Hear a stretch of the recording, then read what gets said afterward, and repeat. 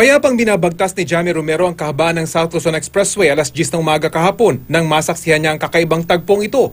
Mula sa driver's side ng dambuhalang 18-wheeler truck sa kanan, lumabas ang isang lalaki. Lumambitin ito sa gilid nito habang umaandar ang truck para kunin ang bagay na nakasabit sa likurang bahagi. Tsaka muling sumuot sa bintana papasok ng truck. Hindi man narinig sa video pero halos magpaniko man ang may-ari ng dashcam at pinagbubusinahan ng truck dahil sa nerbiyos. Oo, kasi truck yan, laki. Sasakyan ko, junk lang mamaya. Pag gumilid lang yun ng konti, durog ako doon.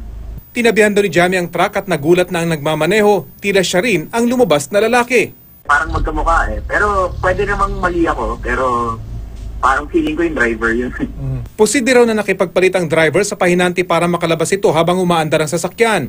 Ang video na pinost ni Jamie sa social media, paraan niya magsilbing babala sa iba, umani na ng libu-libong reaksyon.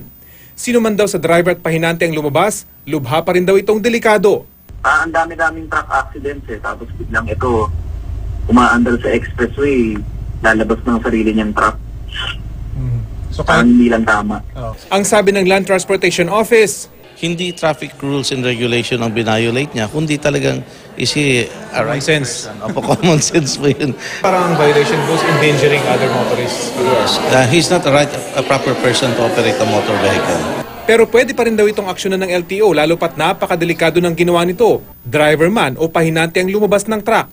Posible raw kasing pinagmulan nito ng aksidente. Parang malayo po na gagawin ng isang tao na sane. So babagsak po tayo doon sa authority yung pong ASEC ng LTO na mag-revoke ng lisensya.